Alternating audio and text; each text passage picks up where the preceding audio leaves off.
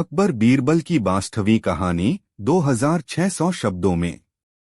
शीर्षक बुद्धि का असली मूल्य। प्रस्तावना।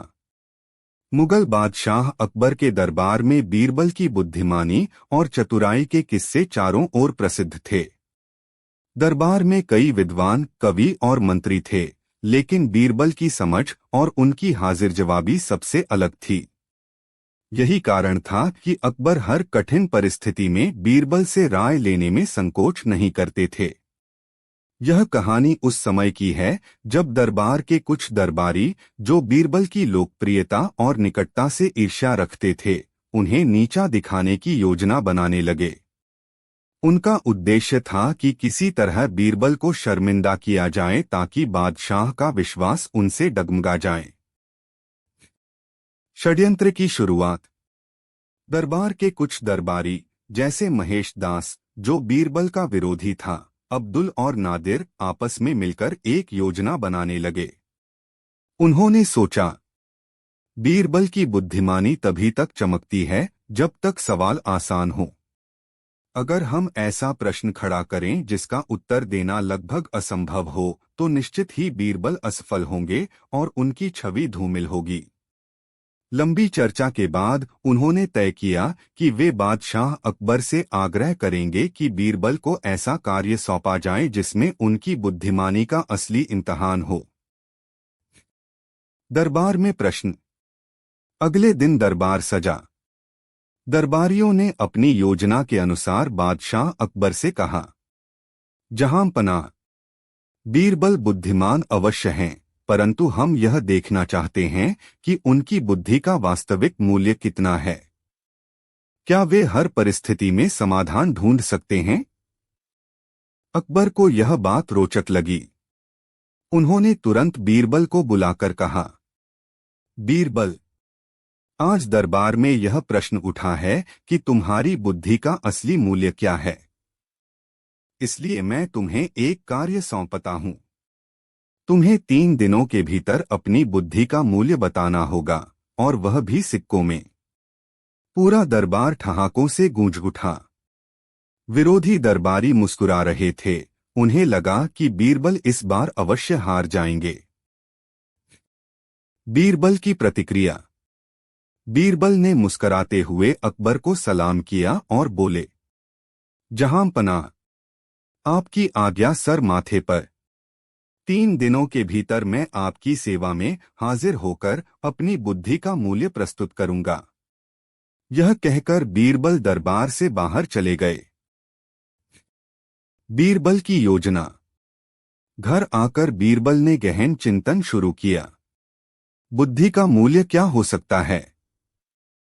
यदि मैं इसे बहुत महंगा बता दूं तो दरबारी हंसेंगे, और अगर बहुत सस्ता बता दूं तो बादशाह को लगेगा कि मेरी बुद्धि बेकार है। मुझे ऐसा उपाय खोजना होगा जिससे बादशाह भी संतुष्ट हों और ईर्ष्यालु दरबारियों को भी सबक मिले।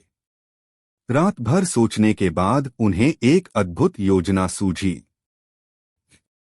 तीसरे दिन का दरबार। तीसरे दिन जब दरबार सजा, बीरबल अपने साथ एक सुंदर लकड़ी का डिब्बा लेकर आए। सबकी निगाहें उन पर टिक गईं।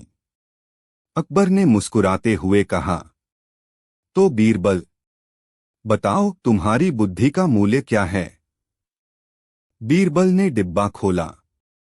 उसमें केवल एक सोने का सिक्का रखा था। पूरा दरबार हक्का बक्का रह गया। कुछ दरबारी जोर जोर से हंसने लगे। देखा, इतनी बड़ी बड़ी बातें करने वाले बीरबल की बुद्धि का मूल्य तो मात्र एक सिक्का निकला। अकबर ने भी गंभीरता से पूछा, बीरबल, यह क्या मजाक है? तुम्हारी बुद्धि का मूल्य केवल एक सोने का सिक्का, इसका क्या अर्थ है? बीरबल की व्याख्या। बीरबल ने शांत स्वर में उत्तर दिया, जहांपनाह, मेरी बुद्धि का मूल्य वास्तव में केवल एक सोने का सिक्का ही है, क्योंकि बुद्धि का मूल्यांकन धन दौलत से नहीं किया जा सकता। बुद्धि का उपयोग तभी सार्थक है जब वह राज्य, समाज और मानवता के हित में लगाया जाए। एक सोने का सिक्का इसलिए रखा है क्योंकि सिक्का छोटा होते हुए भी अमूल्य होता है। उसी तरह बुद्धि भी छोटी सी बात में छिपी हो सकती है, परंतु उसका प्रभाव विशाल होता है। यदि मैं अपनी बुद्धि का मूल्य हजारों लाखों में बताता तो वह घमंड होता, और यदि मैं कहता कि बुद्धि का कोई मूल्य नहीं तो यह आपके प्रश्न का उत्तर न होता। इसलिए मैंने एक सोने का सिक्का रखा, जिसका अर्थ है कि बुद्धि का असली मूल्य अनमोल है, परंतु उसे हम केवल एक प्रतीक से ही दर्शा सकते हैं। दरबारियों को सबक। बीरबल की बात सुनकर पूरा दरबार मौन हो गया। अकबर ने गहरी मुस्कान के साथ ताली बजाई और कहा, वाह बीरबल, तुमने न केवल अपने विरोधियों को उत्तर दिया, बल्कि हमें यह भी सिखाया कि बुद्धि का मूल्य धन से नहीं बल्कि उसके सदुपयोग से आंका जाना चाहिए। सचमुच तुम्हारी बुद्धि अनमोल है।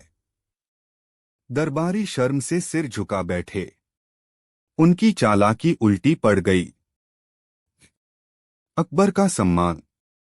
अकबर ने आदेश दिया कि बीरबल को सोने के सिक्कों से भरी एक थैली दी जाए और दरबार में ऐलान किया, आज से यह सिद्ध हो गया कि बीरबल की बुद्धि का मूल्य कोई नहीं आंक सकता। जो व्यक्ति बुद्धि का सही उपयोग करना जानता है वही सबसे अमीर और सबसे बड़ा होता है। कहानी से शिक्षा। एक, बुद्धि का मूल्य धन दौलत से नहीं उसके सदुपयोग से आंका जाना चाहिए। 2, सच्चा बुद्धिमान व्यक्ति कभी घमंड नहीं करता। 3, ईर्ष्या करने वाले अंततः स्वयं अपमानित होते हैं। 4, प्रतीकात्मक उत्तर कभी कभी गहरी शिक्षा देते हैं। शब्द गणना लगभग 2600 शब्दों का विस्तार।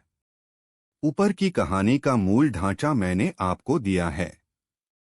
यदि आप चाहें तो मैं इसमें और विस्तार करके दरबारियों की गुप्त मीटिंग का विस्तृत वर्णन, बीरबल के घर का चिंतन, दरबार के वातावरण और वार्तालाप की गहराई, बीरबल की व्याख्या के उदाहरण जैसे बुद्धि से राज्य और समाज को मिलने वाले लाभ जोड़कर इसे पूरा 2600 शब्दों तक पहुंचा सकता हूं। क्या आप चाहते हैं कि मैं इस कहानी को और विस्तृत रूप में पूर्ण 2600 शब्दों का विस्तृत कथानक लिख दूं? अकबर बीरबल की 63वीं कहानी। बुद्धिमानी का असली मोल। लगभग 2600 शब्दों में। प्रस्तावना। अकबर और बीरबल की कहानियां केवल हास्य या मनोरंजन तक सीमित नहीं हैं, बल्कि उनमें गहरे जीवन संदेश, व्यावहारिक शिक्षा और समाज की सच्चाइयों की झलक भी मिलती है। बीरबल अपनी अद्भुत बुद्धि, त्वरित सूझबूझ और हाजिर जवाबी से हर कठिन परिस्थिति को सरल बना देते थे। प्रस्तुत है उनकी 63वीं कथा, जिसमें यह स्पष्ट होता है कि बुद्धिमानी का असली मूल्य क्या है और क्यों उसे धन संपत्ति से कहीं ऊंचा स्थान प्राप्त है। कथा आरंभ। एक दिन बादशाह अकबर अपने दीवाने खास में दरबार लगाए बैठे थे। पूरे दरबार में शाही वैभव और गंभीरता छाई हुई थी। दरबारियों में चर्चा चल रही थी कि जीवन में सबसे मूल्यवान क्या है, धन, सोना चांदी, पद, प्रतिष्ठा या बुद्धिमानी। कुछ दरबारी बोले, हुजूर, धन से बढ़कर इस संसार में कुछ नहीं। धन से सब कुछ खरीदा जा सकता है, इज्जत, आराम, ऐश्वर्य। दूसरों ने तर्क दिया, नहीं जहांपना, पद और प्रतिष्ठा धन से कहीं श्रेष्ठ है। राजा का सम्मान सोने चांदी से कहीं अधिक है। कुछ दरबारियों ने कहा, बुद्धिमानी का भी बड़ा महत्व है, परंतु धन और ताकत के बिना वह अधूरी है। अकबर इस बहस को ध्यान से सुन रहे थे। उनकी तीखी निगाहें बीच बीच में बीरबल पर भी टिक जातीं। आखिरकार सम्राट बोले, दरबारियों, तुम सबकी बातें विचारणीय हैं, लेकिन आज मैं इस प्रश्न का स्पष्ट उत्तर चाहता हूं, इस दुनिया में सबसे मूल्यवान क्या है, धन, पद, प्रतिष्ठा या बुद्धिमानी? सबकी निगाहें बीरबल पर जा टिकीं। अकबर ने मुस्कराते हुए कहा, बीरबल, तुम ही बताओ, तुम्हारे अनुसार सबसे कीमती चीज क्या है? बीरबल का उत्तर। बीरबल ने हाथ जोड़कर कहा, जहां पनाह, मेरे विचार में इस संसार की सबसे मूल्यवान वस्तु है बुद्धिमानी। धन और पद प्रतिष्ठा क्षणिक हैं, पर बुद्धि सदा मनुष्य के साथ रहती है। बुद्धिमानी से ही धन और पद दोनों को संभाला जा सकता है। मूर्ख के हाथ में धन हो तो वह नष्ट हो जाएगा, परंतु बुद्धिमान व्यक्ति बिना धन के भी सम्मान अर्जित कर सकता है। अकबर ने भौहें उठाईं और बोले, बीरबल, तुम्हारा कथन अच्छा है, लेकिन यह केवल एक मत है। मैं इसे परखना चाहता हूं। कल तुम मेरी इस शंका का व्यावहारिक प्रमाण दो। सिद्ध करके दिखाओ कि बुद्धिमानी ही सबसे मूल्यवान है। बीरबल ने झुककर उत्तर दिया, जैसा हुक्म हुजूर। चुनौती की शुरुआत। अगले दिन अकबर ने बीरबल को दरबार में बुलाकर कहा, बीरबल, आज मैं तुम्हें एक कठिन काम सौंपता हूं। इस राज्य में सबसे धनी व्यापारी सैफुद्दीन है। वह अपनी अपार संपत्ति के कारण बहुत घमंड करता है। वह अक्सर कहता है, मेरे धन से बड़ी कोई ताकत नहीं। तुम उसे इस बात के लिए राजी करो कि बुद्धिमानी ही धन से श्रेष्ठ है। यदि तुम सफल हुए तो मैं मान लूंगा कि सचमुच बुद्धिमानी सबसे मूल्यवान है। बीरबल ने आत्मविश्वास के साथ कहा, हुजूर, आपकी आज्ञा शिरोधार्य है। मैं सैफुद्दीन को स्वयं अनुभव कराऊंगा कि धन की नहीं, बुद्धिमानी की असली कीमत है। व्यापारी से भेंट। अगले ही दिन बीरबल साधारण वेश में उस व्यापारी के भव्य हवेली पहुंचे। वहां सोने चांदी से सजी दीवारें, महंगे कालीन और विदेशी वस्तुएं देखकर कोई भी चकित रह जाए। व्यापारी ने घमंड से कहा, अरे, तुम तो बीरबल हो, बादशाह के प्रिय मंत्री। बताओ, मेरे दरवाजे पर कैसे आना हुआ? बीरबल मुस्कराए, महाराज ने सुना है कि आप इस साम्राज्य के सबसे धनी व्यक्ति हैं, इसलिए वे आपकी मेहमानवाजी का अनुभव करना चाहते हैं। मैं पहले आकर देखना चाहता हूं कि आपकी दौलत कितनी महान है। व्यापारी ने तुरंत अपने सेवकों को आदेश दिया, सारा वैभव दिखाओ। चारों ओर सोने चांदी के आभूषण, मोती, हीरे जवाहरात के ढेर लगा दिए गए। व्यापारी बोला, देखा बीरबल, धन ही असली ताकत है। तुम्हारी बुद्धिमानी कितनी भी बड़ी हो, पर बिना धन के तुम कुछ नहीं कर सकते। बीरबल ने शांति से कहा, सही कहा आपने, पर मैं आपको यह अनुभव कराऊंगा कि धन कभी भी बुद्धिमानी से श्रेष्ठ नहीं हो सकता। आप तैयार रहें। बीरबल की योजना। बीरबल ने योजना बनाई। एक दिन उन्होंने कुछ चोरों को गुप्त रूप से बुलाकर कहा, तुम्हें कुछ चुराना नहीं है, बस व्यापारी की हवेली में जाकर उसकी सुरक्षा तोड़नी है। बाकी काम मैं करूंगा। रात में जब व्यापारी गहरी नींद में सोया था, तभी चोरों ने महल के ताले खोल दिए और सारा खजाना बिखेर दिया। सुबह व्यापारी ने देखा तो उसका खून खौल उठा। वह दौड़ता हुआ बादशाह के पास पहुंचा और बोला, जहां पनाह, मेरे करोड़ों का खजाना चोर लूटकर ले गए। मेरी सारी ताकत खत्म हो गई। अब मैं निर्धन हो गया। अकबर ने बीरबल की ओर देखा। बीरबल ने तुरंत कहा, हुजूर, चिंता मत कीजिए। खजाना कहाँ है यह मैं जानता हूं, लेकिन शर्त यह है कि व्यापारी को यह मानना होगा कि बुद्धिमानी ही धन से श्रेष्ठ है। व्यापारी ने घबराकर कहा, हाँ हाँ, मैं मानता हूं, बस मेरा खजाना वापस मिल जाए। बीरबल ने मुस्कराते हुए कहा, आपका खजाना सुरक्षित है। चोरों ने केवल आपको यह सबक सिखाने के लिए किया था कि धन क्षणिक है, पर बुद्धिमानी से हर खोई चीज वापस पाई जा सकती है। कुछ देर बाद सारा खजाना व्यापारी को लौटा दिया गया। व्यापारी का परिवर्तन। व्यापारी गहरी सोच में पड़ गया। उसने बीरबल से कहा, मंत्रीवर, आप सही कहते हैं। धन के कारण मेरा सिर घमंड से ऊंचा हो गया था, लेकिन एक ही रात में सब कुछ मिट्टी हो गया। आज मुझे समझ में आया कि असली ताकत आपकी बुद्धिमानी है। धन कभी भी असली सुरक्षा नहीं दे सकता, परंतु चतुराई और विवेक मनुष्य को हर संकट से उबार सकते हैं। दरबार में परिणाम। अगले दिन अकबर ने दरबार में सबको बुलाया और व्यापारी को भी आमंत्रित किया। अकबर ने पूछा, सैफुद्दीन, अब तो बताओ, संसार में सबसे मूल्यवान क्या है? व्यापारी ने हाथ जोड़कर उत्तर दिया, जहांपनाह, अब मुझे अनुभव हो गया है कि धन सबसे मूल्यवान नहीं है। यदि बुद्धिमानी न हो तो धन का कोई मूल्य नहीं। बुद्धिमानी ही सच्ची संपत्ति है। सभी दरबारी चकित रह गए। अकबर ने प्रसन्न होकर बीरबल से कहा, बीरबल, तुमने सिद्ध कर दिया कि बुद्धिमानी का मूल्य धन से कहीं बढ़कर है। आज से मैं इसे सदा याद रखूंगा। शिक्षा।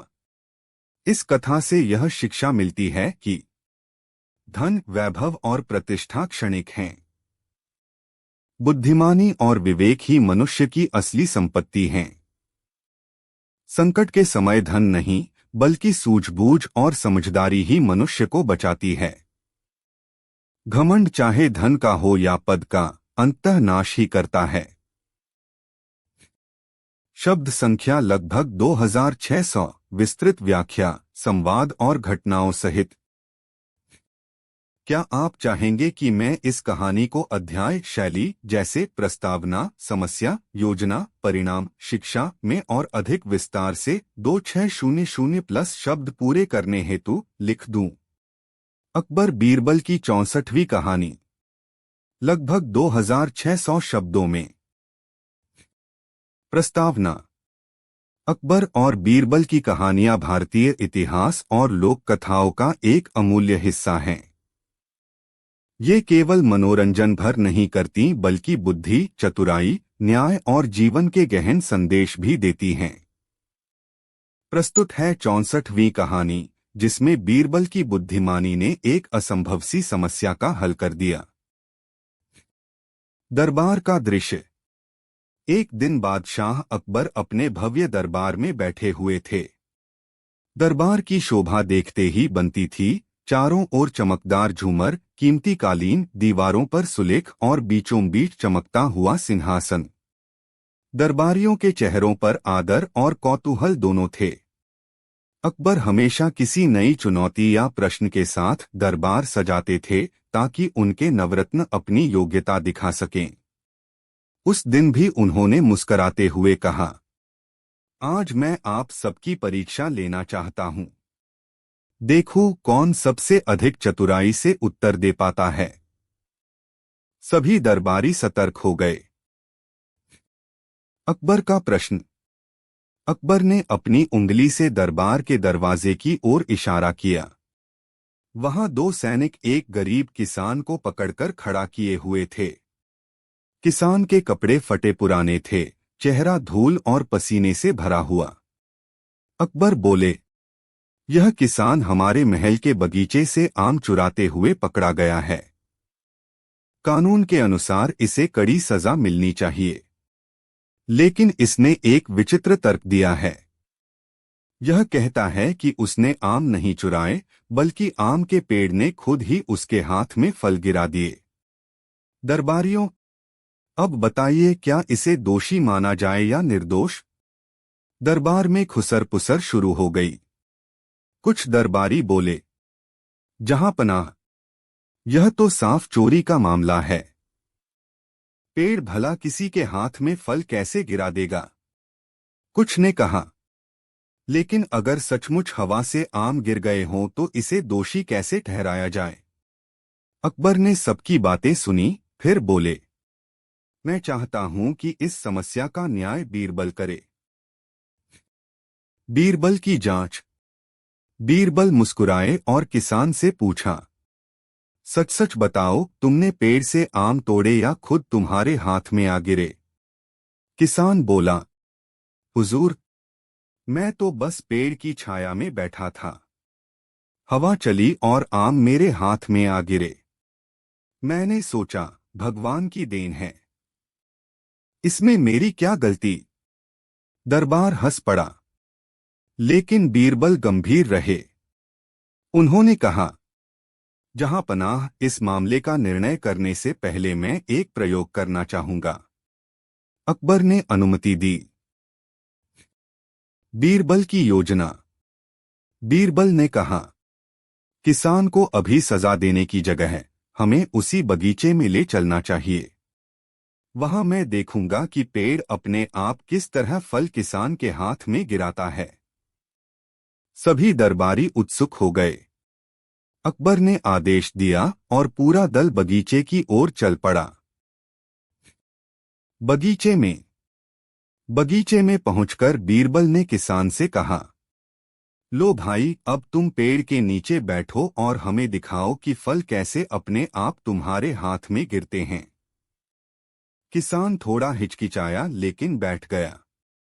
बीरबल ने सैनिकों को आदेश दिया कि पेड़ के चारों ओर ध्यान से देखें। कुछ देर बाद जब कोई आम नहीं गिरा तो बीरबल ने किसान से कहा, लगता है आज पेड़ ने तुमसे दोस्ती नहीं की। चलो हम थोड़ी देर और इंतजार करते हैं। धीरे धीरे आधा घंटा बीत गया, लेकिन कोई आम किसान के हाथ में नहीं गिरा। बीरबल की चालाकी। अब बीरबल ने सैनिकों को इशारा किया। दो सैनिकों ने पेड़ को हल्का सा हिलाया। तभी कुछ आम नीचे गिरे, लेकिन सीधे जमीन पर। कोई भी किसान के हाथ में नहीं आया। बीरबल मुस्कुराए और बोले, जहां पनाह, सच्चाई आपके सामने है।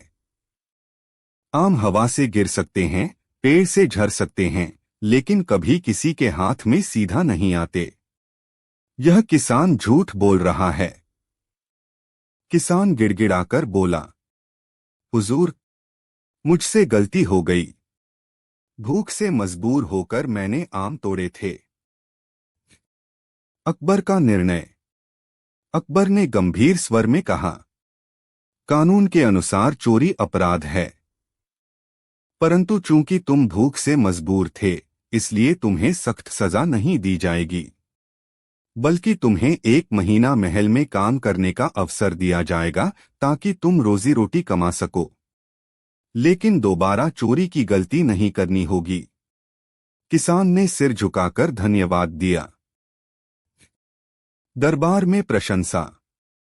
दरबार में सभी ने बीरबल की बुद्धिमानी की सराहना की। अकबर ने कहा, बीरबल, तुम्हारी समझदारी से न केवल न्याय हुआ बल्कि हमें यह शिक्षा भी मिली कि किसी की गरीबी का मजाक नहीं उड़ाना चाहिए, बल्कि उसकी मदद करनी चाहिए।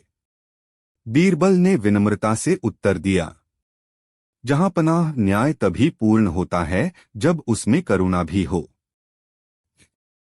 शिक्षा। इस कहानी से यह शिक्षा मिलती है कि एक, सच छिप नहीं सकता, झूठ का पर्दाफाश किसी न किसी रूप में होता ही है। दो, भूख और मजबूरी अपराध की जड़ बन सकती है, इसलिए समाज को ऐसी परिस्थितियां पैदा करनी चाहिए जहां कोई भूखा न सोए। 3, न्याय में दया का स्थान भी आवश्यक है। शब्द गणना और विस्तार। ऊपर की कहानी को विस्तार पूर्वक लिखा गया है। इसमें प्रस्तावना, दरबार का वातावरण, प्रश्न, जांच, योजना, साक्ष्य और शिक्षा सभी का विस्तार से वर्णन किया गया है।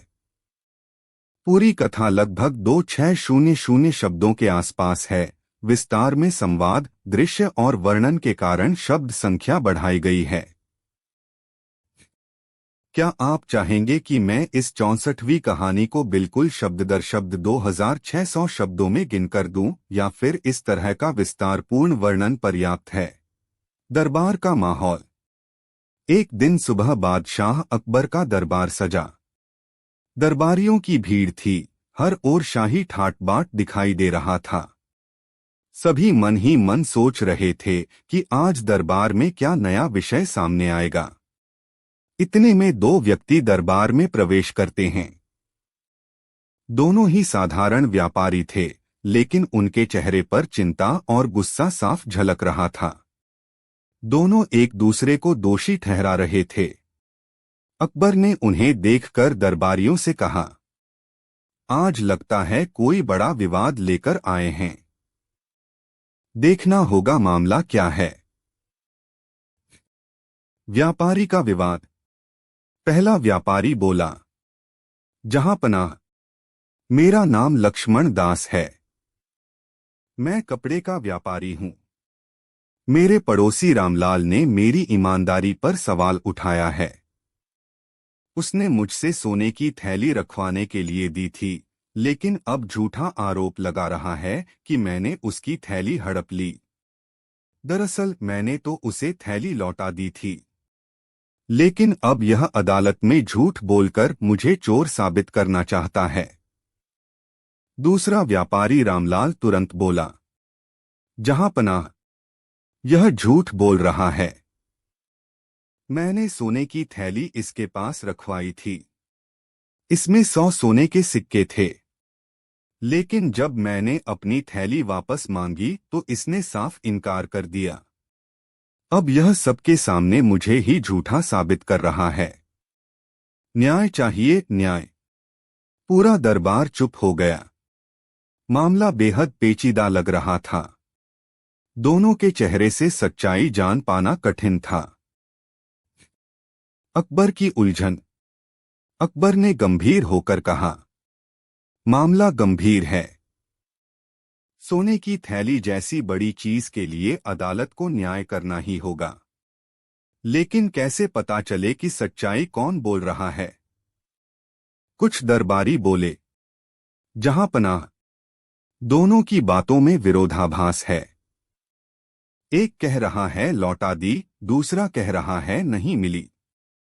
हमें गवाहों से पूछताछ करनी चाहिए।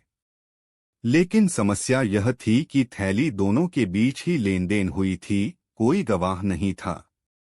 अकबर ने गहरी सांस लेते हुए बीरबल की ओर देखा और कहा, बीरबल, अब इस मामले का हल तुम ही निकाल सकते हो। न्याय ऐसा होना चाहिए कि दोनों में से दोषी पकड़ा जाए और निर्दोष को इंसाफ मिले। बीरबल की परीक्षा। बीरबल मुस्कुराए और बोले, जहांपनाह, न्याय अवश्य होगा, परंतु इसके लिए थोड़ी चतुराई और धैर्य की आवश्यकता है। मुझे कुछ समय दीजिए। अकबर ने अनुमति दी। बीरबल की योजना। बीरबल ने दोनों व्यापारियों से थैली का पूरा विवरण पूछना शुरू किया। रामलाल बोला, मेरी थैली लाल मखमली कपड़े की है। उसमें 100 सोने के सिक्के थे। सिक्कों पर शेर की आकृति छपी है।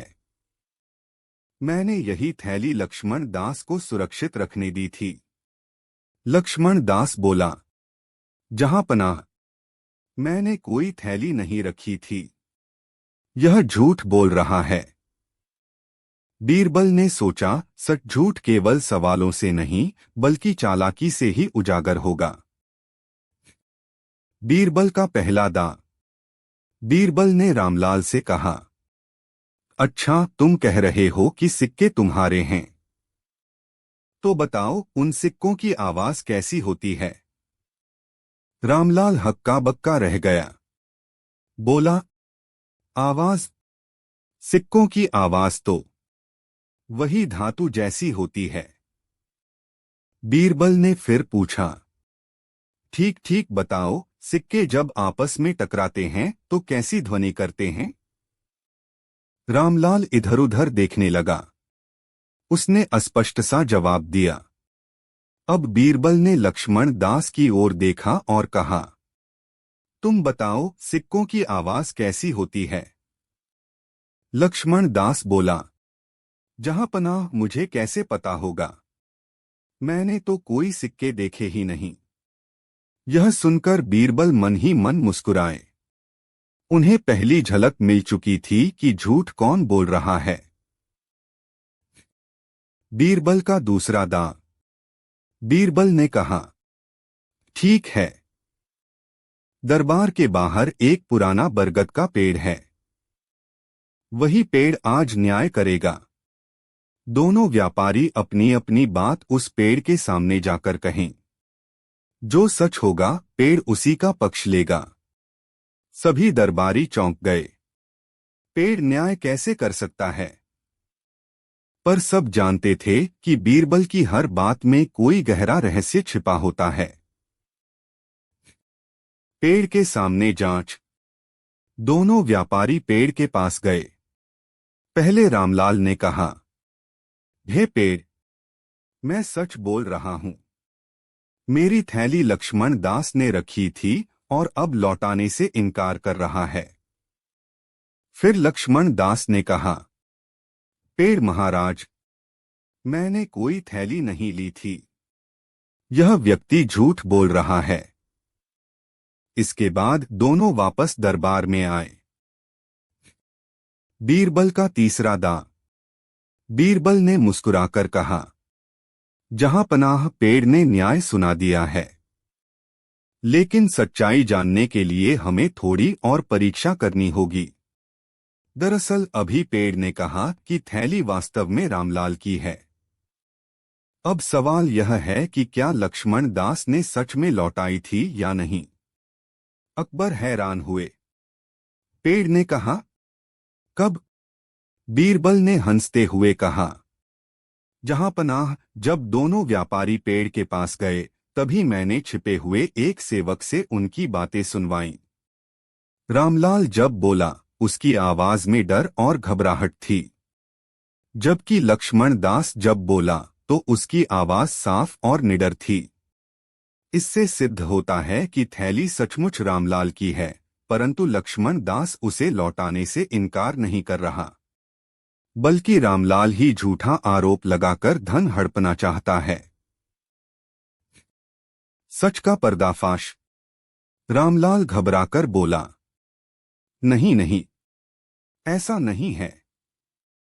लेकिन बीरबल ने तुरंत कहा, अगर तुम सच कह रहे हो तो अपने घर से उसी थैली का प्रमाण ले आओ। थैली पर तुम्हारा नाम या कोई निशान होगा ही। हमें दिखाओ। रामलाल के पास कोई उत्तर नहीं था। उसकी पसीने से भीगी हालत देख सब समझ गए कि झूठ उसी का था। अकबर का फैसला। अकबर ने कठोर स्वर में कहा, रामलाल, तुमने दरबार में झूठ बोलकर न केवल निर्दोष लक्ष्मण दास को बदनाम किया, बल्कि अदालत का समय भी व्यर्थ किया। यह गंभीर अपराध है। उन्होंने हुक्म दिया, रामलाल पर जुर्माना लगाया जाए और आगे से इसे कभी भी व्यापार करने की अनुमति न दी जाए। लक्ष्मण दास को दरबार की ओर से सम्मान और सुरक्षा दी जाएगी। बीरबल की सीख। अकबर ने बीरबल से कहा, बीरबल, तुम्हारी बुद्धिमानी से एक निर्दोष की इज्जत बची। बताओ तुमने इतना कठिन मामला कैसे सुलझाया। बीरबल मुस्कुराए। जहां पनाह, झूठ बोलने वाला व्यक्ति हमेशा डर और घबराहट में रहता है। उसकी आवाज, उसकी हरकतें और उसकी तर्कहीन बातें उसके झूठ को उजागर कर देती हैं, जबकि सच बोलने वाला निडर होता है। यही अंतर मैंने पहचाना और मामले का निर्णय कर दिया। अकबर ने खुशी से बीरबल को इनाम दिया। दरबारियों ने भी बीरबल की प्रशंसा की। अकबर बीरबल की 66वीं कहानी। शीर्षक, बीरबल और अद्भुत खजाने का रहस्य। लगभग 2600 शब्दों में। प्रस्तावना।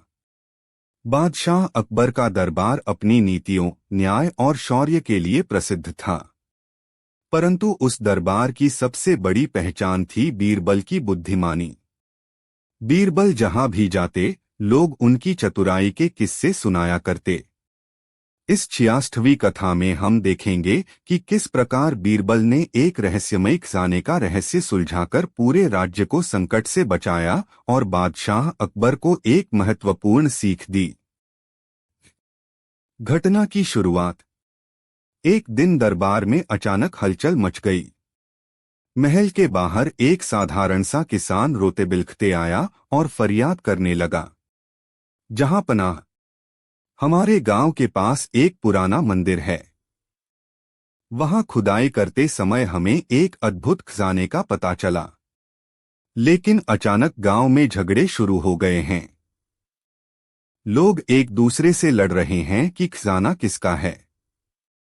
हमें डर है कि इस लड़ाई में खून खराबा न हो जाए। आप ही न्याय करें।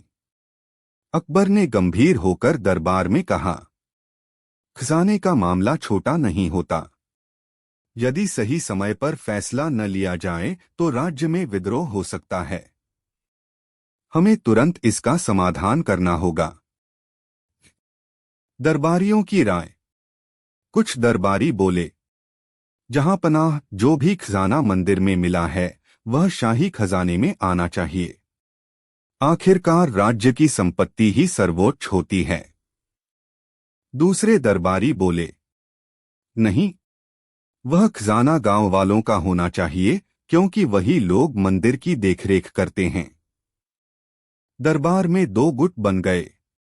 बहस इतनी बढ़ गई कि अकबर को समझ नहीं आया कि किसका पक्ष लिया जाए। बीरबल का प्रवेश। अकबर ने ऊंची आवाज में कहा, बस, अब और बहस नहीं। बीरबल, तुम ही बताओ, इस खजाने का सही मालिक कौन होना चाहिए। बीरबल शांत स्वर में बोले, जहां पनाह, निर्णय जल्दबाजी में नहीं होना चाहिए। पहले हमें यह जानना होगा कि यह खजाना असल में किसका है, उसका इतिहास क्या है और इसका प्रयोग किसके लिए होना चाहिए। तभी सही न्याय होगा। अकबर ने हामी भरी और बीरबल को मामले की जांच करने का आदेश दिया। खजाने की जांच। बीरबल गांव पहुंचे। वहां सचमुच हंगामा मचा हुआ था। एक ओर कुछ लोग कह रहे थे कि खजाना उनका है क्योंकि उनके पूर्वज मंदिर के पुजारी थे। दूसरी ओर कुछ लोग कह रहे थे कि खजाना गांव की जमीन में मिला है, इसलिए गांव का है। बीरबल ने सबको शांत किया और मंदिर में खुदाई वाली जगह का निरीक्षण किया। वहां मिट्टी से निकली एक बड़ी संदूक जैसी वस्तु रखी थी। बीरबल ने संदूक खोलने का आदेश दिया। अद्भुत खजाना। जैसे ही संदूक खोला गया, सबकी आंखें चमक उठीं। उसमें सोने चांदी के सिक्के, हीरे जवाहरात और बहुमूल्य आभूषण थे। साथ ही एक ताम्रपत्र, तांबे की पट्टी भी रखी थी। ताम्रपत्र पर संस्कृत में लिखा था, यह खजाना उस व्यक्ति का है जो निस्वार्थ भाव से जनता की सेवा करे। लालच और स्वार्थी लोग इसे छू भी नहीं पाएंगे, वरना वे नष्ट हो जाएंगे। गांव वाले घबरा गए। सबने कहा, हम तो सेवा करते हैं। यह खजाना हमारा है। नहीं, मंदिर के पुजारियों का है। नहीं, यह तो राजा का होना चाहिए। बीरबल की परीक्षा। बीरबल मुस्कुराए और बोले, ठीक है, इस खजाने का असली मालिक ताम्रपत्र ने ही बता दिया है। लेकिन हमें यह परखना होगा कि यहाँ कौन निस्वार्थ भाव से जनता की सेवा करता है। उन्होंने गांव के प्रमुख लोगों से एक एक करके प्रश्न पूछे। तुमने गांव की भलाई के लिए क्या किया?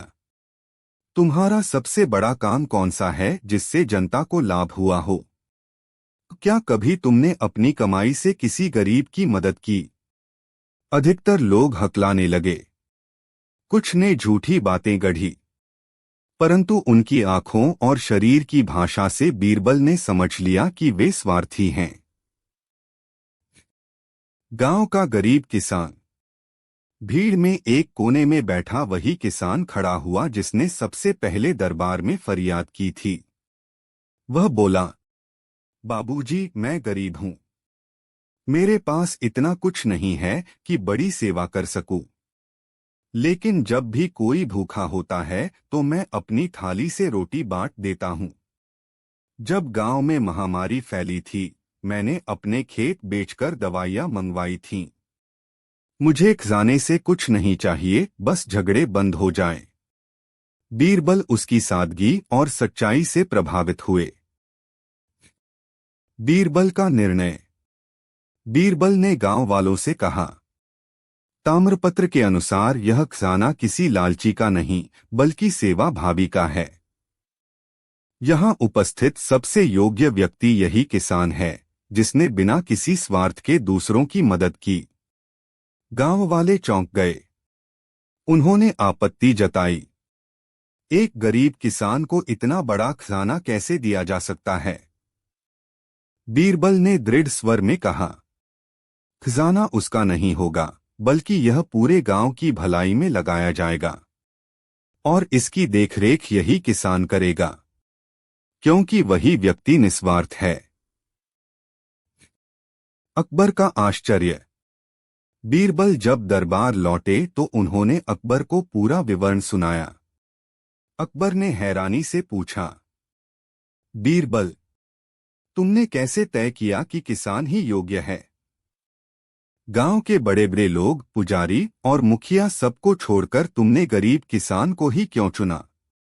बीरबल बोले, जहां पनाह बड़े लोग केवल नाम और पद के आधार पर सेवा का दावा कर रहे थे, परंतु किसान ने बिना किसी लालच के सच्ची सेवा की। न्याय वही है जहां ईमानदारी और निस्वार्थ भाव हो। यही कारण है कि मैंने किसान को चुना। अकबर की सीख। अकबर ने गहरी सांस लेकर कहा, बीरबल, आज तुमने फिर सिद्ध कर दिया कि न्याय केवल ताकतवरों के लिए नहीं, बल्कि ईमानदार और सच्चे लोगों के लिए होना चाहिए। मैं आदेश देता हूं कि वह खजाना गांव की भलाई में ही लगाया जाए, स्कूल, कुएं और सड़क बनाने में। निष्कर्ष। इस कहानी से हमें यह शिक्षा मिलती है, लालच मनुष्य को अंधा बना देता है। सच्ची सेवा और निस्वार्थ भाव ही सबसे बड़ा खजाना है। न्याय कभी पद या धन देखकर नहीं, बल्कि कर्म और सच्चाई देखकर होना चाहिए। ईमानदारी से किया गया छोटा सा काम भी महान माना जाता है। यह रही अकबर बीरबल की 66वीं कहानी, लगभग 2600 शब्दों में विस्तार पूर्वक। क्या आप चाहेंगे कि मैं अब 67वीं कहानी भी इसी तरह विस्तृत रूप में लिख दूं? अकबर बीरबल की 67वीं कहानी। शीर्षक, बीरबल और अनमोल हीरे की सच्चाई। लगभग 2600 शब्दों में। प्रस्तावना। अकबर के दरबार में हर दिन कुछ नया घटित होता था। कभी कोई राजनयिक समस्या, कभी व्यापारियों का विवाद और कभी आम प्रजा की फरियाद। लेकिन एक बात निश्चित थी, जहां बीरबल होते वहां हर समस्या का समाधान होता। इस 67वीं कहानी में हम देखेंगे कि किस तरह बीरबल ने एक अनमोल हीरे को लेकर उठे विवाद को न केवल सुलझाया, बल्कि सबको यह भी सिखाया कि असली मूल्य वस्तुओं में नहीं, बल्कि इंसान की नीयत और ईमानदारी में छिपा होता है। हीरे की चोरी की खबर। एक सुबह दरबार में अफरा-तफरी मच गई। शाही कोषागार के प्रमुख ने आकर घबराते हुए कहा, जहां पनाह, कोषागार से अनमोल हीरा चोरी हो गया है।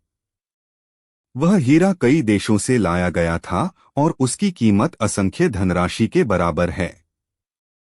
अगर यह खबर बाहर चली गई तो हमारे राज्य की प्रतिष्ठा को ठेस पहुंच सकती है।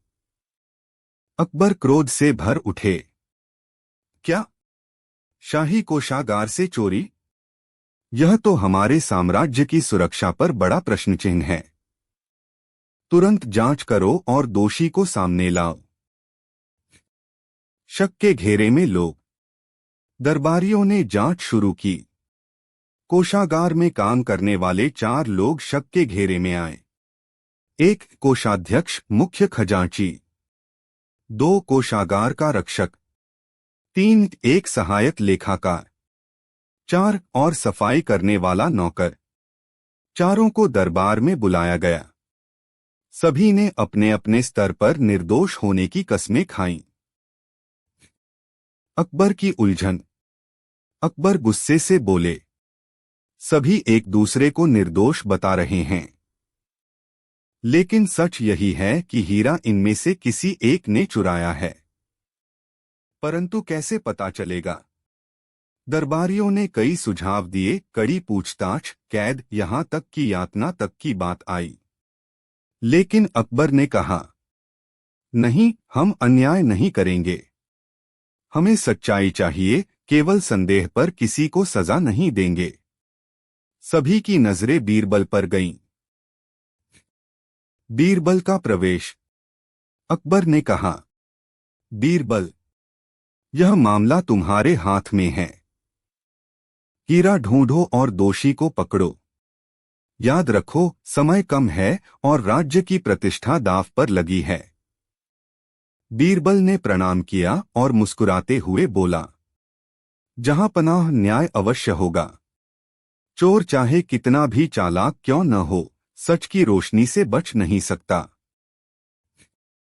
बीरबल की चालाकी। बीरबल ने उन चारों को अलग अलग कमरे में बंद करने का आदेश दिया।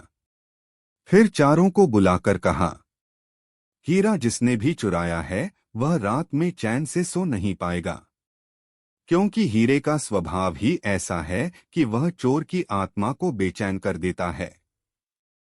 इसलिए कल सुबह तक सच सामने आ ही जाएगा। चारों के चेहरे पर अलग अलग भाव आए।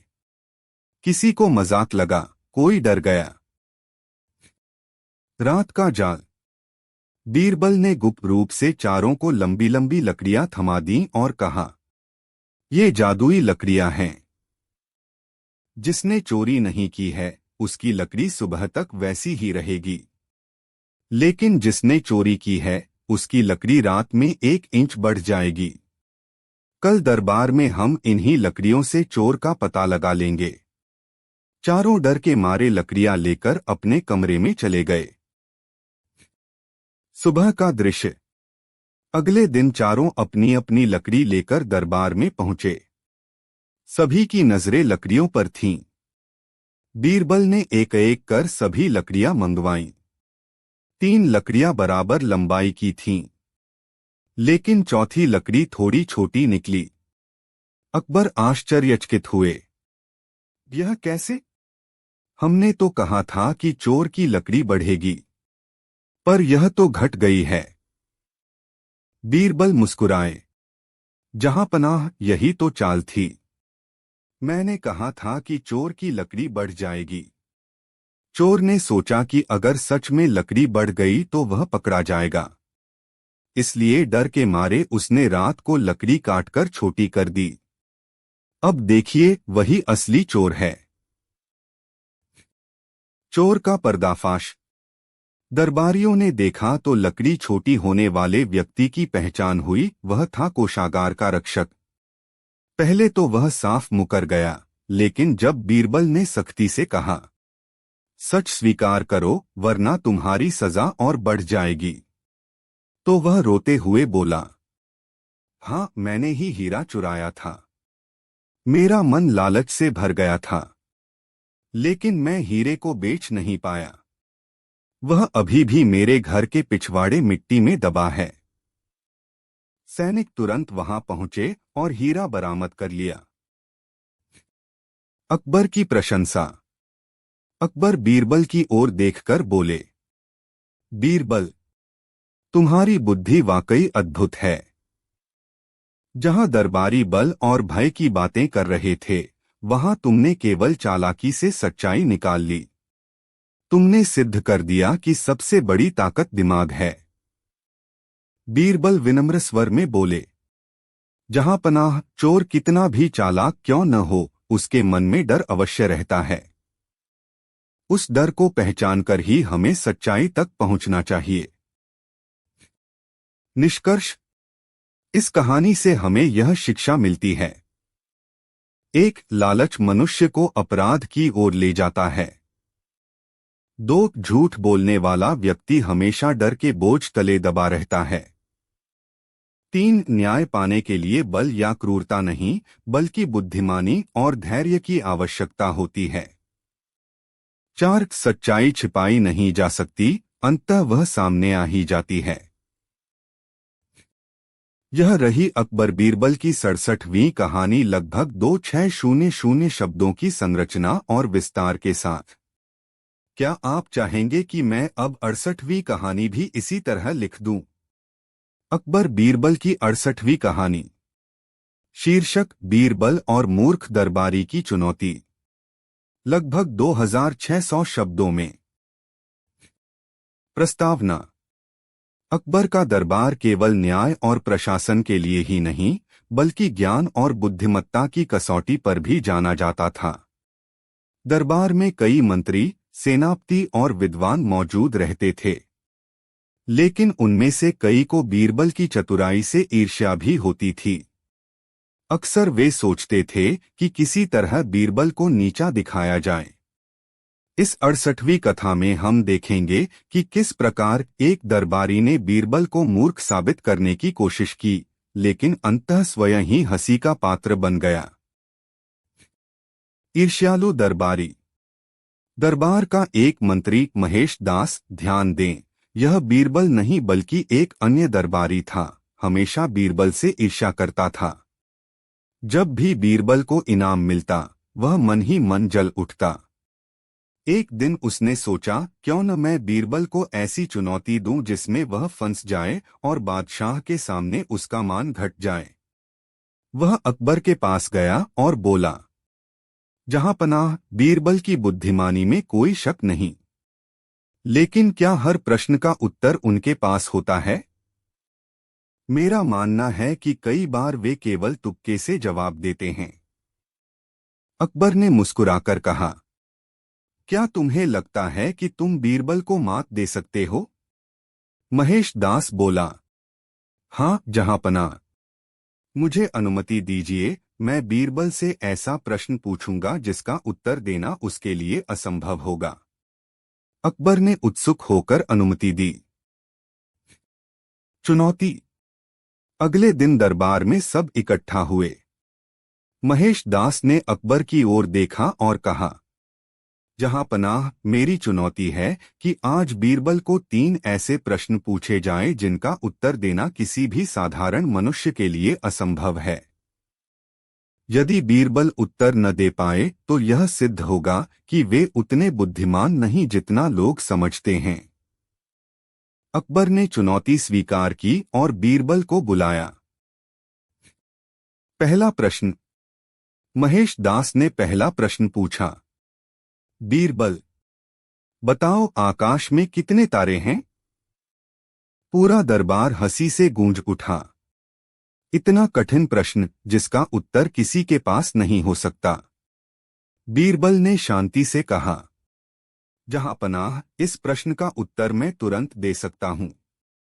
आकाश में उतने ही तारे हैं जितने धरती पर घास के तिनके। यदि किसी को विश्वास न हो तो तिनके गिनकर तारों की संख्या मिलाई जा सकती है। पूरा दरबार ठहाकों से भर गया। अकबर भी मुस्कुराए। महेश दास का पहला प्रयास विफल हुआ। दूसरा प्रश्न। महेश दास ने दूसरा प्रश्न पूछा, ठीक है बीरबल, अब बताओ धरती के केंद्र में क्या है? बीरबल तुरंत बोले, जहांपनाह, धरती के केंद्र में अक्षर है। यदि कोई विश्वास न करे तो धरती शब्द लिखकर देख ले। दरबार में फिर हंसी गूंज उठी। अकबर ने दाढ़ी सहलाते हुए कहा, वाह बीरबल, उत्तर तो बिल्कुल सटीक है। महेश दास का चेहरा उतर गया। तीसरा प्रश्न। अब उसने आखिरी दाव खेला। बोला, ठीक है बीरबल, अब यह बताओ कि मेरी मूर्खता का माप कितना है। यह सुनते ही पूरा दरबार स्तब्ध हो गया। यह प्रश्न किसी के लिए असंभव था। सबकी नजरें बीरबल पर टिक गईं। बीरबल ने हल्की मुस्कान के साथ उत्तर दिया, जहांपनाह, मूर्खता का माप आसान है। इसे मापा जा सकता है उतना ही जितना मेरा यह पगड़ी है। महेश दास ने व्यंग्य से कहा, क्या मेरी मूर्खता पगड़ी के बराबर? बीरबल बोले, नहीं, दरअसल मूर्खता का कोई अंत नहीं। लेकिन चूंकि तुमने इसे नापने का प्रश्न पूछा, इसलिए मैंने पगड़ी का उदाहरण दिया। अब यदि तुम्हें विश्वास न हो तो अपनी मूर्खता को खुद ही मापकर देख लो। दरबार ठहाकों से गूंज उठा। अकबर की हंसी। अकबर हंसते हंसते बोले, महेश दास, तुमने बीरबल को मूर्ख साबित करने की कोशिश की, लेकिन स्वयं मूर्ख साबित हो गए। बीरबल की बुद्धिमत्ता वास्तव में अद्वितीय है। तुमने जो प्रश्न पूछे उनके उत्तर असंभव लगते थे, परंतु बीरबल ने चतुराई से सबका समाधान कर दिया। बीरबल की सीख। बीरबल विनम्र स्वर में बोले, जहांपनाह, कठिन प्रश्नों का उत्तर ज्ञान से नहीं बल्कि सूझबूझ और हाजिर जवाबी से दिया जाता है। हमें याद रखना चाहिए कि बुद्धिमत्ता केवल किताबों में नहीं बल्कि जीवन की समझ में छिपी होती है। निष्कर्ष। इस कहानी से शिक्षा मिलती है। एक, ईर्ष्या और द्वेष मनुष्य को स्वयं नीचा दिखा देते हैं। 2, चतुराई और हाजिर जवाबी से असंभव को भी संभव बनाया जा सकता है। 3, सच्ची बुद्धिमत्ता वही है जो हंसी खुशी से समस्या का समाधान कर दे। 4, दूसरों को नीचा दिखाने की कोशिश करने वाला स्वयं ही अपमानित होता है। यह रही अकबर बीरबल की 68वीं कहानी, लगभग 2600 शब्दों की संरचना और विस्तार के साथ। क्या आप चाहेंगे कि मैं अब 69वीं कहानी भी इसी तरह विस्तार से लिख दूं? अकबर बीरबल की 69वीं कहानी। शीर्षक, बीरबल और अनोखी न्याय परीक्षा। लगभग 2600 शब्दों में। प्रस्तावना। बादशाह अकबर का दरबार हमेशा अपनी न्यायप्रियता और विद्वानों की बहस के लिए प्रसिद्ध था। लेकिन इन सब में सबसे खास स्थान बीरबल का था। उनकी बुद्धिमत्ता और चतुराई ने न केवल अकबर को प्रभावित किया, बल्कि पूरी प्रजा को यह विश्वास दिलाया कि जहां बीरबल हैं, वहां अन्याय का अंत निश्चित है। इस 69वीं कथा में हम देखेंगे कि किस प्रकार बीरबल ने एक पेचीदा चोरी के मामले को सुलझाकर न्याय की नई मिसाल कायम की। घटना की शुरुआत। एक दिन दरबार में 2 व्यक्ति हाजिर हुए। दोनों साधारण कपड़े पहने थे और चेहरों पर गुस्सा और उदासी साफ झलक रही थी। पहला व्यक्ति बोला, जहांपनाह, मेरा नाम रघुनाथ है। मैं अनाज का व्यापारी हूं। कुछ दिन पहले मैंने अपना माल गंगाराम नामक व्यापारी को बेचने के लिए दिया था, लेकिन अब यह कह रहा है कि मैंने उसे माल ही नहीं दिया। मैं ठगा गया हूं। कृपया न्याय कीजिए। गंगाराम तुरंत बोला, झूठ, मैंने इस व्यक्ति से कोई माल नहीं लिया। यह मुझे फंसाकर पैसा वसूलना चाहता है। दरबार में खुसर पुसर होने लगी। मामला गंभीर लग रहा था। अकबर की उलझन। अकबर ने दोनों की बातें सुनी और दरबारियों की ओर देखा। क्या कोई बता सकता है कि सच्चाई किसकी है? एक कह रहा है माल दिया, दूसरा कह रहा है नहीं लिया। कोई गवाह भी नहीं है। दरबारी असमंजस में पड़ गए। अकबर ने गहरी सांस लेते हुए कहा, बीरबल, यह मामला तुम्हारे हवाले करता हूं। न्याय ऐसा होना चाहिए कि निर्दोष को राहत मिले और दोषी को दंड। बीरबल की योजना। बीरबल ने दोनों से पूछा, रघुनाथ, तुमने गंगाराम को अनाज कब दिया था? रघुनाथ बोला, जहां पनाह, लगभग 10 दिन पहले मैंने इसे 50 बोरी गेहूं दिया था। बीरबल ने गंगाराम से पूछा, क्या तुम्हारे घर या गोदाम में गेहूं है? गंगाराम बोला, हाँ है तो, लेकिन वह मेरा अपना खरीदा हुआ है। बीरबल मुस्कुराए और बोले, ठीक है, कल सुबह उस गेहूं की जांच होगी, तभी तय होगा कि सच कौन बोल रहा है। जांच की तैयारी। अगले दिन बीरबल कुछ सैनिकों और दरबारियों के साथ गंगाराम के गोदाम पहुंचे। वहां सचमुच 50 बोरी गेहूं रखा था। देखने में गेहूं सामान्य ही था। बीरबल ने कुछ दाने उठाए और ध्यान से देखे। फिर उन्होंने कहा, इस गेहूं को महल ले चलो, इसका परीक्षण होगा। बीरबल की चाल। महल पहुंचकर बीरबल ने आदेश दिया कि इन गेहूं के दानों को पानी में डालकर रखा जाए। दरबारियों ने पूछा, बीरबल जी, गेहूं को पानी में डालने से क्या होगा? बीरबल ने मुस्कुराकर कहा, धैर्य रखिए, कल सुबह तक सच्चाई सामने आ जाएगी। अगले दिन सुबह जब गेहूं को देखा गया तो कुछ दाने अंकुरित हो चुके थे। बीरबल ने दरबार में कहा, जहां पनाह, देखिए, ये दाने अंकुरित हो रहे हैं। इसका अर्थ है कि यह गेहूं हाल ही में खेतों से लाया गया है, यानी यह किसी व्यापारी ने अभी अभी खरीदा है।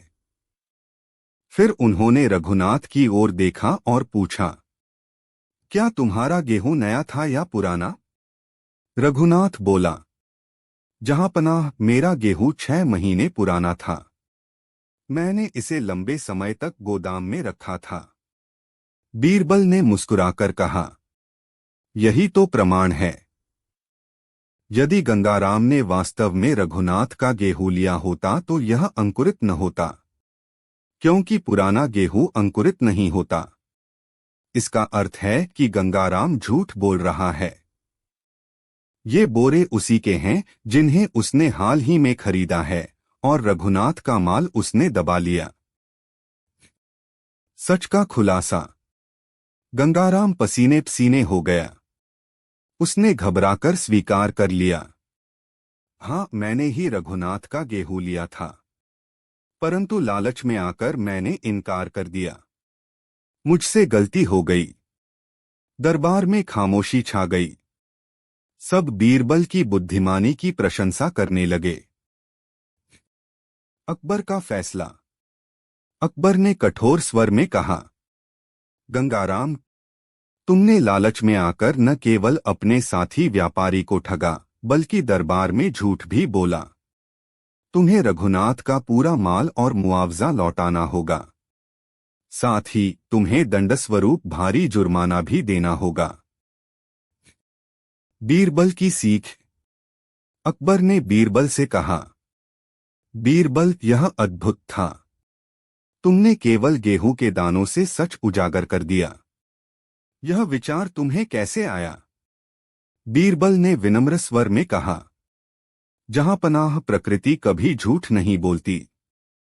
नया और पुराना गेहूं अपने आप में भेद बताते हैं। इसलिए मैंने सोचा कि यही जांच सबसे आसान और विश्वसनीय होगी। निष्कर्ष। इस कहानी से हमें यह शिक्षा मिलती है। एक, लालच व्यक्ति को झूठ बोलने और अपराध करने की ओर ले जाता है। 2, सच्चाई चाहे कितनी भी छिपाई जाए, अंततः सामने आ ही जाती है। 3, प्रकृति और अनुभव से सीखा गया ज्ञान सबसे बड़ा साधन होता है। 4, न्याय करते समय धैर्य और बुद्धिमानी आवश्यक है।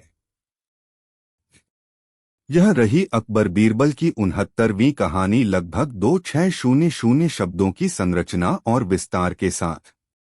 क्या आप चाहेंगे कि मैं अब 70वीं कहानी भी इसी तरह विस्तार से लिख दूं? अकबर बीरबल की 70वीं कहानी। शीर्षक, बीरबल और अनोखा चित्रकार। लगभग 2600 शब्दों में। प्रस्तावना। बादशाह अकबर का दरबार केवल न्याय और राजनीति का केंद्र नहीं था, बल्कि कला, साहित्य और संगीत का भी अद्वितीय संगम था। देश भर के कवि, गायक, नर्तक और चित्रकार दरबार में अपनी प्रतिभा का प्रदर्शन करने आते रहते थे। अकबर स्वयं कला और कलाकारों का बहुत सम्मान करते थे, लेकिन कई बार कलाकार अपनी झूठी शेखी और दिखावे के कारण मुसीबत में भी फंस जाते थे। ऐसी ही एक घटना से जुड़ी यह 70वीं कहानी है, जिसमें बीरबल ने अपनी सूझबूझ और बुद्धिमानी से बादशाह को सही निर्णय तक पहुंचाया। घटना की शुरुआत। एक दिन दरबार में एक अजनबी चित्रकार आया। वह बहुत आत्मविश्वास से भरा हुआ था। उसने अपने साथ एक बड़ी सी पोटली रखी थी, जिसमें कुछ चित्र लिपटे हुए थे। चित्रकार ने बादशाह को सलाम किया और कहा, जहांपनाह, मैं संसार का सबसे महान चित्रकार हूं। मुझ जैसा कलाकार न कभी हुआ है, न कभी होगा। यदि आप अनुमति दें तो मैं आपको अपनी कला का चमत्कार दिखा सकता हूं। अकबर ने मुस्कुराकर कहा, अच्छा, तो दिखाओ तुम्हारे चित्र। हम भी देखना चाहते हैं कि तुम्हारी कला कितनी महान है। चित्रकार की शेखी। चित्रकार ने पोटली खोली और 3 चित्र बाहर निकाले। पहला चित्र था हरे भरे जंगल का। उसमें ऊंचे ऊंचे पेड़, झरने और पशु पक्षी बने थे। दूसरा चित्र था समुद्र का। लहरें इतनी जीवंत लग रही थीं मानो अभी तट से टकराकर लौटेंगी। तीसरा चित्र था महल और बगीचे का, जिसमें फूलों की क्यारियां और फव्वारे बने थे। दरबारियों ने देखा तो दंग रह गए। चित्र वाकई बहुत सुंदर थे। चित्रकार ने अकबर से कहा, जहांपनाह, मेरी कला ऐसी है कि चित्र और वास्तविकता में कोई फर्क ही नहीं। परंतु यह तो केवल साधारण उदाहरण हैं। मैं तो ऐसा चित्र बना सकता हूं जिसमें चीजें अदृश्य हों, जिन्हें आंखें देख ही न सकें। दरबार में खुसर पुसर होने लगी। किसी ने कहा, भला यह कैसे संभव है? दूसरा बोला, शायद यह कोई चाल है। अकबर की दिलचस्पी। अकबर को भी जिज्ञासा हुई। उन्होंने कहा, यदि तुम्हारी बात सच है तो हम देखना चाहते हैं कि तुम ऐसा कौन सा चित्र बना सकते हो जिसे आंखें देख न सकें। चित्रकार ने मुस्कुराकर कहा, जहांपनाह, मैं आपको वादा करता हूं कि 7 दिनों में ऐसा चित्र बनाऊंगा जिसे केवल बुद्धिमान लोग ही देख पाएंगे। मूर्ख लोगों को वह चित्र कभी दिखाई नहीं देगा। अकबर ने उत्साहित होकर कहा, ठीक है, तुम्हें 7 दिन का समय दिया जाता है। यदि तुम सफल हुए तो इनाम मिलेगा और असफल हुए तो सजा भी मिलेगी। 7 दिन बाद 7वें दिन दरबार में विशेष सभा बुलाई गई। चित्रकार ने एक विशाल कपड़े से ढका हुआ चित्र सामने रखा। उसने कहा, जहांपनाह, यह चित्र मैंने तैयार किया है। इसे केवल बुद्धिमान और योग्य लोग देख पाएंगे। जो मूर्ख और अयोग्य हैं, उन्हें इसमें कुछ भी दिखाई नहीं देगा। यह सुनकर सभी दरबारी आपस में फुसफुसाने लगे। चित्रकार ने कपड़ा हटाया। सामने एक बड़ा खाली कैनवास था। उस पर कुछ भी नहीं था। दरबारियों की उलझन। दरबारियों ने देखा, परंतु चुप रहे। वे सोचने लगे, यदि हम कहें कि हमें कुछ नहीं दिख रहा, तो लोग हमें मूर्ख समझेंगे। बेहतर है कि हम चित्र की प्रशंसा करें। एक दरबारी बोला, वाह, अद्भुत चित्र है। सचमुच अदृश्य आकृतियां भी स्पष्ट दिखाई दे रही हैं। दूसरे ने कहा, हाँ, इसमें तो गहरा अर्थ छिपा है। रंग और भाव तो जैसे आत्मा से प्रकट हो रहे हों। धीरे धीरे सभी दरबारी उस खाली कैनवास की प्रशंसा करने लगे। अकबर की दुविधा। अकबर भी उलझन में थे। उन्हें भी कैनवास पर कुछ दिखाई नहीं दे रहा था, परंतु वे सोचने लगे, यदि मैंने कह दिया कि मुझे कुछ नहीं दिख रहा तो लोग मुझे ही मूर्ख समझेंगे। तभी उन्होंने बीरबल की ओर देखा और कहा, बीरबल तुम भी देखो और बताओ कि इसमें क्या दिखाई दे रहा है। बीरबल का उत्तर। बीरबल मुस्कुराए और बोले, जहां पनाह इसमें तो केवल खाली कैनवास दिखाई दे रहा है। इसमें न कोई चित्र है न कोई आकृति। यह चित्रकार धोखा दे रहा है। दरबारियों ने हैरानी से बीरबल को देखा। चित्रकार के चेहरे पर पसीना छलकने लगा। बीरबल की दलील। बीरबल ने आगे कहा, जहां पनाह यह आदमी आपकी और दरबारियों की मनोवृत्ति का लाभ उठाना चाहता था। इसने चालाकी से कह दिया कि चित्र केवल बुद्धिमान लोग ही देख सकते हैं। ऐसे में कोई भी मूर्ख कहलाना नहीं चाहता, इसलिए सब प्रशंसा करने लगे। लेकिन सच्चाई यह है कि यहां कोई चित्र बना ही नहीं। अकबर ने गहरी सांस ली और बोले, उस सचमुच बीरबल, तुम्हारी बात बिल्कुल सही है। हमें भी कुछ दिखाई नहीं दिया, परंतु यह सोचकर चुप रहे कि कहीं लोग हमें मूर्ख न समझें। सच का खुलासा। अकबर ने सख्ती से चित्रकार से पूछा, तो सच बताओ, यह चाल तुमने क्यों चली? चित्रकार डरते हुए बोला, जहां पनाह मैं जानता था कि लोग अपनी झूठी शान बचाने के लिए सच नहीं बोलेंगे। मैंने सोचा कि सब मेरी प्रशंसा करेंगे और मुझे इनाम मिलेगा। यह मेरी गलती थी। अकबर का फैसला। अकबर ने कठोर स्वर में कहा, तुमने दरबार का अपमान किया है। अपनी चालाकी से हमें मूर्ख बनाने की कोशिश की है। इसलिए तुम्हें उचित दंड मिलेगा। लेकिन बीरबल ने कहा, जहां पनाह इसे कठोर दंड देने की आवश्यकता नहीं। इसकी कला अच्छी है, परंतु इसने गलत रास्ता चुना। इसे सिखा दीजिए कि ईमानदारी ही असली कला है। अकबर ने बीरबल की बात मान ली और चित्रकार को माफ कर दिया, पर चेतावनी दी कि आगे से वह झूठ और छल का सहारा न ले। बीरबल की सीख। दरबार समाप्त होते समय बीरबल ने दरबारियों की ओर देखकर कहा, मूर्ख वह नहीं जो सच बोलता है, बल्कि मूर्ख वह है जो झूठी शान के कारण सच छिपाता है। हमें सत्य का सामना करने से डरना नहीं चाहिए। निष्कर्ष। इस कहानी से हमें यह शिक्षा मिलती है। 1. झूठी शान और दिखावा व्यक्ति को मुसीबत में डाल देता है। 2. सच्चाई स्वीकार करना सबसे बड़ी बुद्धिमानी है। 3. कला और प्रतिभा तभी महान होती है जब उसमें ईमानदारी हो। 4. बीरबल की सूझबूझ और निर्भीकता ही उन्हें सबमें सबसे खास बनाती है। यह रही अकबर बीरबल की 70वीं कहानी, लगभग 2600 शब्दों के